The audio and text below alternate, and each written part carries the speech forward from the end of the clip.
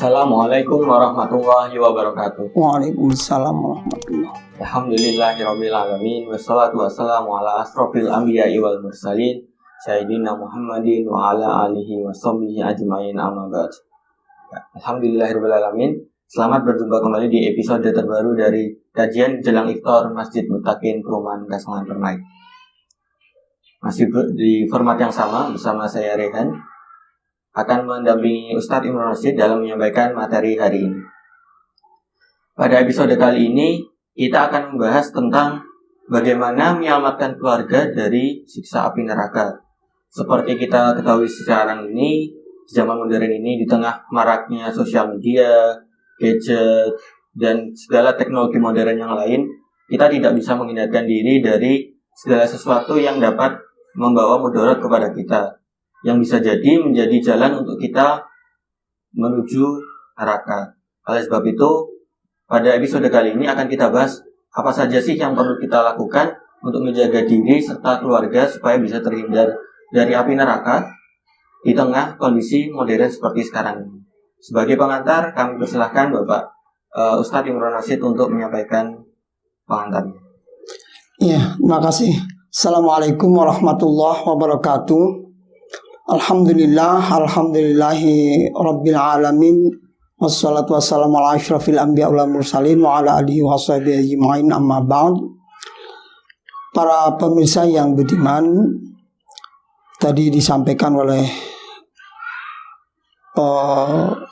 saudara kami Raihan,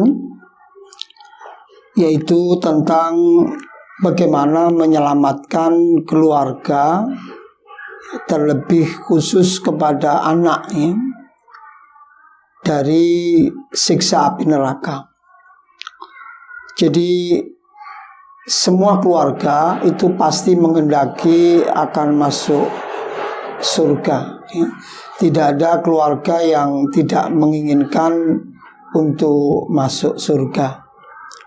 Namun tadi disampaikan beberapa kendala, beberapa halangan yang bisa menjadikan kita masuk surga, ya, alias masuk neraka.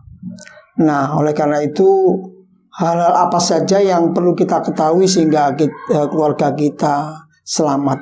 Karena memang di dalam Al-Quran surat At-Tahrim ayat 6 Allah berfirman, a'udzubillahi minasyaitonirrajim, ya ayyuhalladzina amanu qu anfusakum wa ahlikum naro. Allah berfirman, hai orang-orang yang beriman, jagalah dirimu dan keluargamu dari api neraka. Wa quduhan nas wal hijarah 'alaiha malaikatun ghiladun syidadun la ya'sunallaha ma amarahum wa yaqta'una wa yaf'aluna ma yu'marun. Di situ disifatkan, ya, neraka itu yang neraka itu bahan bakarnya adalah manusia dan batu. Dan penjaganya malaikat yang sangat, ya, kasar, ya, keras, ya. Dan malaikat itu makhluk yang tidak pernah mendurhakai Allah dan selalu melakukan apa yang diperintahkan. Nah, jadi bagaimana caranya? Nah, ini yang penting, ya, bagi kita sekalian, ya. Ada tiga macam, ya. Islam itu kan secara umum terbagi menjadi akidah, syariah, dan akhlak, ya, secara umumnya, gradualnya, bukan rukunnya, tapi pembagiannya, ya. Jadi yang diselamatkan yaitu, ya, dari sisi akidah itu apa, kemudian dari sisi syariah atau praktek pengamalan beragama itu seperti apa. Jadi itu kan Nabi itu diutus, ya, Nabi Muhammad SAW itu diutus kepada umat manusia untuk menyelamatkan perilaku manusia. Innama bu'itsu liutammima makarimal akhlak. Ya, sesungguhnya aku itu diutus untuk menyempurnakan akhlak manusia.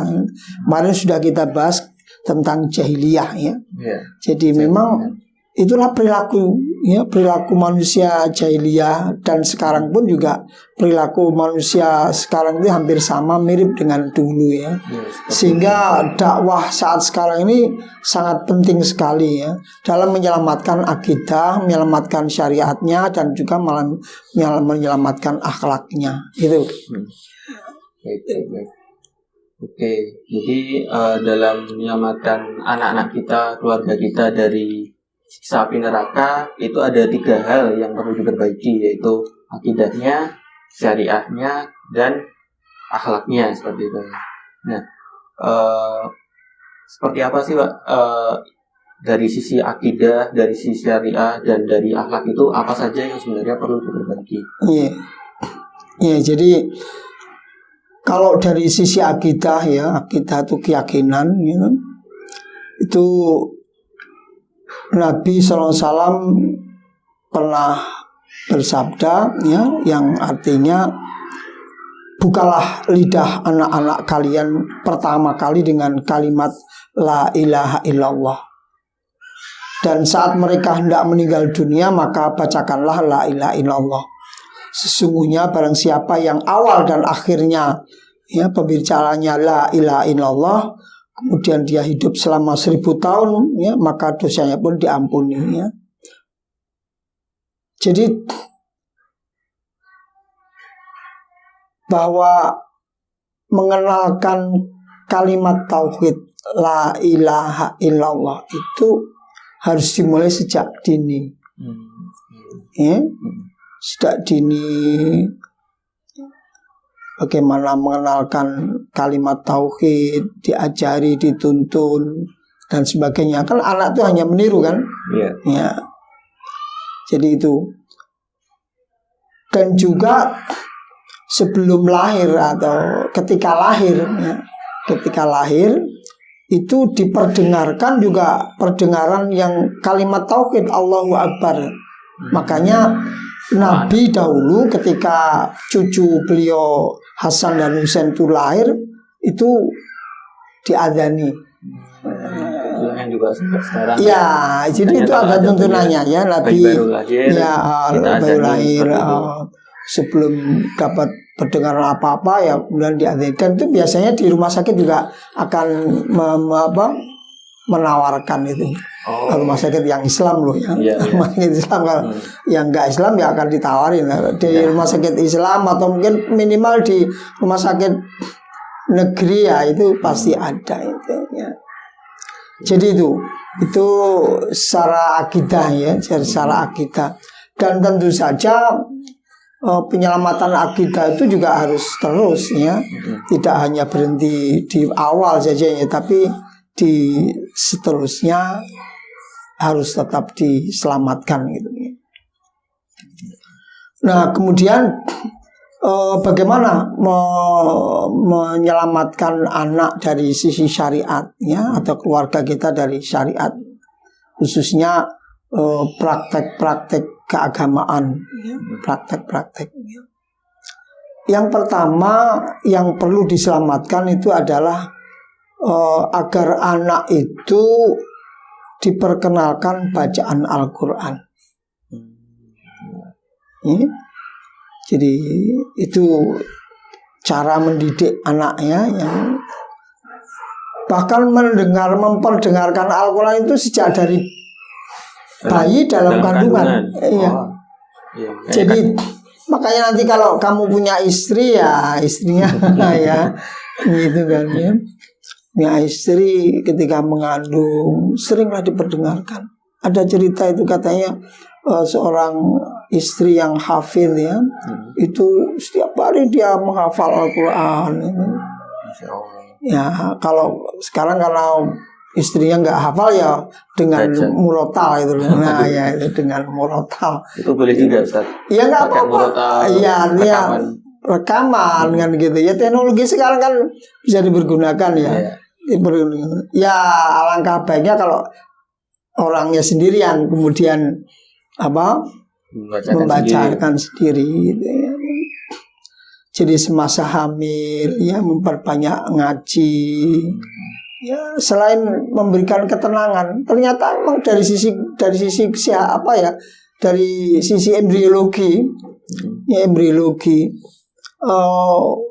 anak di dalam itu juga mendengar apa yang ada di luar, dan dia juga bisa merasakan kalau ibunya marah, kecewa dan sebagainya, itu anak yang ada di dalam kandungan merasakan itu.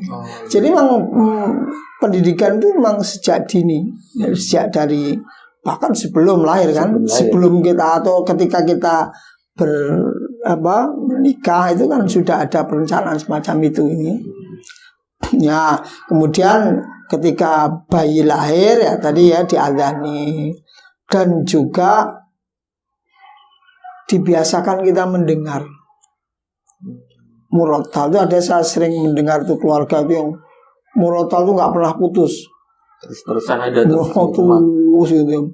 Jadi sampai tidur pun murotalnya masih bunyi itu 24 jam ya? 24 jam itu ada itu ya dalam rangka untuk itu. Kemudian yang kedua ya tentu saja nanti mengajarkan anak sejak dini dengan TPA, ya, mengajari Al-Quran.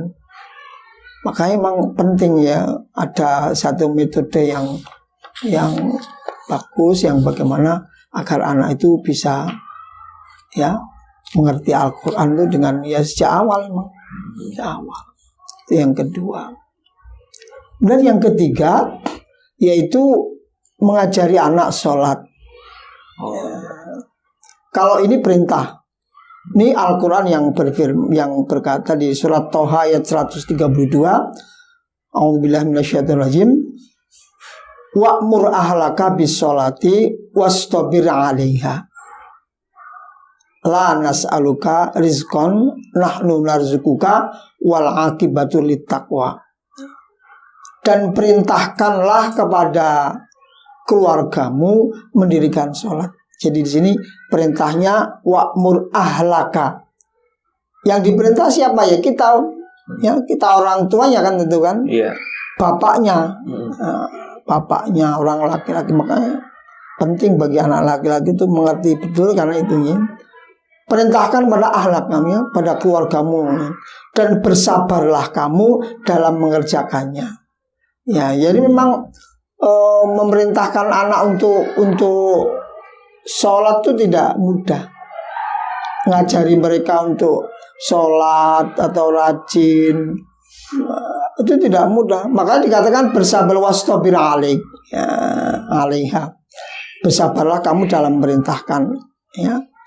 Nah yang baik itu adalah orang tuanya menjadi contoh. Makanya bagaimana caranya supaya anak mau ke masjid? Ya orang tuanya ke masjid. Kalau kita nyuruh ayo kamu ke masjid, tapi kita nggak ke sana. Nah, nanti kan dijawab sama anaknya bapak saja tidak ke sana. Gitu. Jadi menyuruh anak untuk salat. Makanya di dalam satu hadis Rasulullah mengatakan suruhlah anak-anakmu sholat ketika umur 7 tahun. Si anak 7 tahun TK itu sudah diajak walaupun ganggu ya. Iya kan? Iya, kadang-kadang lari-lari dan tapi nggak apa-apa, memang itu harus kita ajari ya. Pukullah mereka ya, pukullah mereka jika meninggalkannya. Ya, jadi ketika umur 10 tahun. Ya, kenapa umur 10 tahun? Karena ini sudah menghadapi balik. Kan sholat tuh rukunnya adalah Islam dan balik kan. Nah, anak umur 10 itu sudah ngerti kewajiban, tahu ini wajib tidak. Nah makanya harus digiring itu, harus. Kalau nggak pukullah. Nah, jadi boleh kita memukul. Artinya memukul di sini bukan memukul dengan emosi ya, tidak. Tapi memukul dengan cara yang mendidik, ya, dikitik. Tidak harus digetak ya, mungkin begitunya. Tapi dengan kata-kata halus dan sebagainya. Dan yang keempat, melatih mereka ikut berpuasa ya. Seperti sekarang ini anak-anak ya.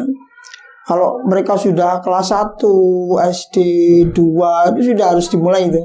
Ya, meskipun apa ya, mereka tidak kuat jelas, ya harus dilatih dari kalau dulu zaman kecil ada poso manuk, ya kan? Poso beduk, ya kan? Poso ngasar, gitu ya. Ya itu memang itu sebetulnya untuk mendidik anak. Ya untuk latihan. Ya untuk melatih anak agar supaya dia bisa berpuasa nantinya.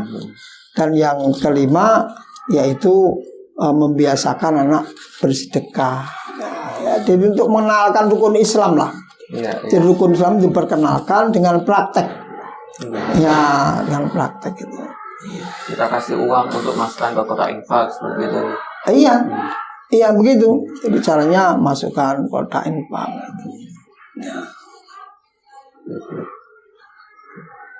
Ya, jadi itu secara syariah ya.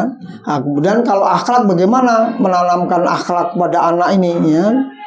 Nah, anak apalagi anak laki-laki itu kan nanti menjadi pemimpin, maka dia harus dilatih betul ya. Ya, anak laki-laki harus dilatih menjadi pemimpin, menjadi seorang imam baik ya, yang bagi keluarganya.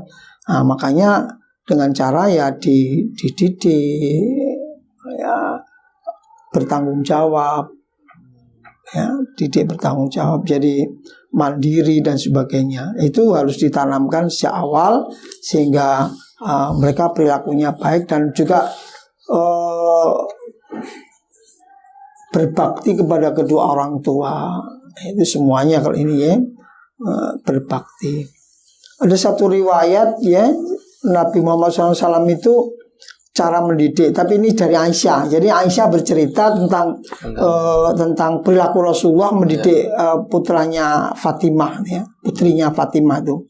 Jadi Aisyah mengatakan, aku tidak pernah melihat seseorang yang lebih mirip dari Nabi Muhammad SAW dalam cara berbicara maupun cara mendudukkan Fatimah.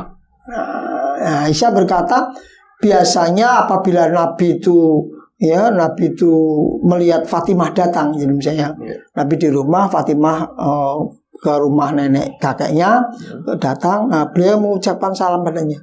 Jadi yang salam malah bapaknya, assalamualaikum, gitu ya. Kemudian itu cara agar mereka, dan nanti juga begitu, jadi cara mulut salam. Jadi penting anak datang itu ya kita salami, assalamualaikum, gitu.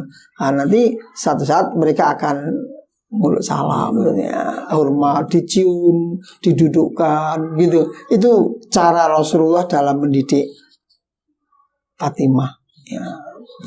Dan tentu saja juga nanti dengan bagaimana kita bisa memberitahu tentang bagaimana hal-hal yang tidak baik itu harus disampaikan.